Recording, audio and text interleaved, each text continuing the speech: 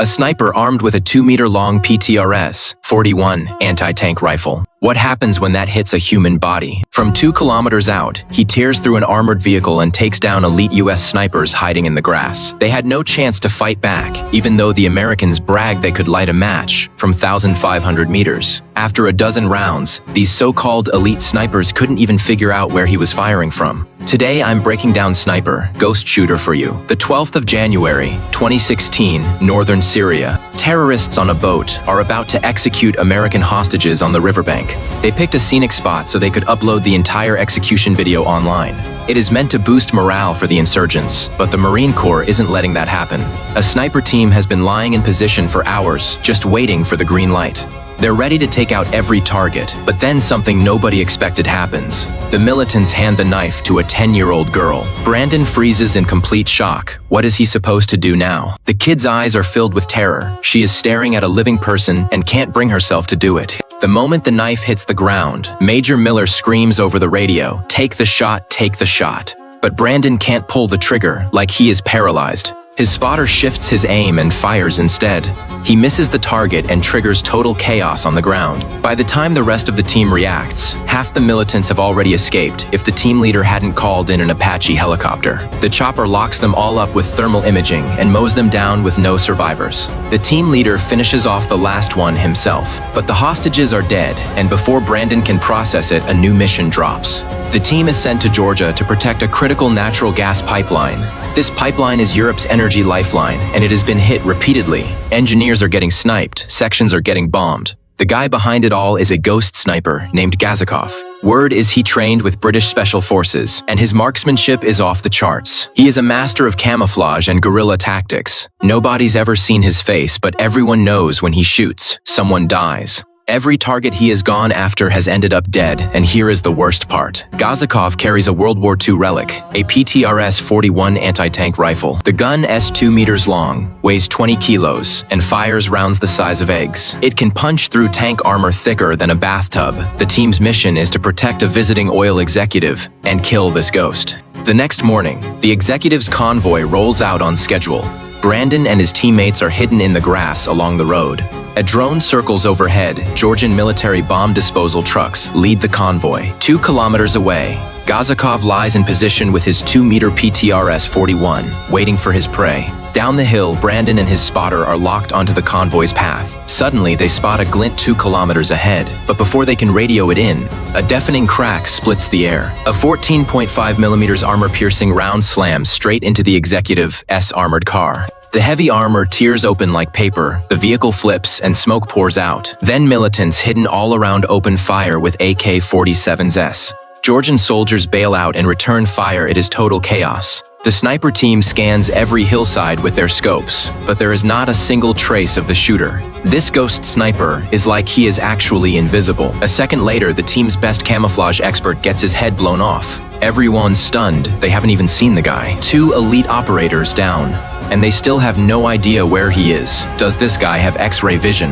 The hunters just became sitting ducks, so command sends in a drone with thermal imaging to find him. They pick up 3 heat signatures 500 meters out on a hillside and call in a strike. A missile screams in and the entire slope explodes into a crater. The militants are wiped out, and the oil tycoon survives with just a bloody face. But the sniper team lost 2 men and 1 wounded. Back at base, Brandon finally snaps. He slams the table and yells this was no coincidence. Only we and the Georgian military knew Rogus's location. Someone sold us out. The Georgian liaison officer loses it and they start screaming at each other. The captain tries to calm things down, but Brandon's accusation pisses off command. Talking back to your superior in the military is career suicide. Brandon gets punished. At the outpost, he meets Zotov, a former Russian officer turned mercenary with a haunted face. His story shatters every last bit of Brandon's faith in war. Zotov tells him about a day years ago. He found a little boy holding a mortar shell rigged into a bomb under his jacket. The kid looked innocent. Zotov hesitated. He wanted to believe the boy just found it and wanted to hand it over. But in that 1 second of hesitation, the kid dropped the bomb and blew himself and 3 soldiers to pieces. The image of shredded bodies haunts Zotov every single night since then. Brandon's still processing that story when danger shows up. One day on patrol, they spot armed men stealing outpost equipment. Zotov orders everyone killed on sight, but Brandon hesitates again. They're just thieves not worth executing. Zotov laughs coldly and says, "Fine, go see if they'll show you any mercy." Brandon doesn't listen. He walks up alone with his rifle to arrest them. A middle-aged woman stumbles out of a tent, crying and begging him to save her from the men who forced her here. Brandon lowers his gun, then a bearded guy charges out from behind the tent. At the same moment, two more fighters sprint up from the hill. The woman's face twists into a snarl. After a brutal firefight, all the militants are dead except the bearded man they captured. Brandon stares at the bodies, shaking. If his team hadn't reacted fast, he'd be the one bleeding out. Now he finally gets it. Mercy for the enemy is a death sentence for yourself. Brandon thinks it is just a close call and moves on. But the bearded prisoner turns out to be one of Zakhaev's top men. The next morning, everything changes. The lookout suddenly screams that armed militants are coming in fast. They're carrying RPGs and sniper rifles, moving hard. Everyone scrambles to battle stations. The outpost soldiers split up, quick mounting machine guns and planting explosives. Brandon grabs his Axe 338 sniper rifle and crawls out to the snowy ridge outside. They've got the militants pinned from two sides, but the wave keeps coming. RPG rockets scream into the outpost, explosions tearing everything apart. An RPG locks onto Brandon's position on the ridge. He rolls down the slope, barely alive, while inside his wounded teammates are all dropping. The militants pin down the last survivor, Zotov, and raise a huge axe over him. They're about to behead him when the best moment of the whole show happens. 6 shots, 6 kills. Brandon clears his mind and becomes unstoppable in the snow. A US drone overhead catches the whole firefight and command is stunned watching it. They never expected that sniper who once hesitated would pull off shots from 4 kilometers. Out on a freezing mountain soon after, Brandon gets the order to return. Zakhaev resurfaces, this time targeting the Kisnab pumping station, the heart of the gas pipeline. If he destroys it, Europe's entire energy supply shuts down. But Brandon says, the ghost shooter isn't the only target. There is someone even more dangerous. Because during the mountain battle, Brandon spotted something. Zakhaev has a hacker with him, working a laptop in the field. The hacker predicted exactly when the US drone would fire its missiles. That means the US drone network has likely been compromised already.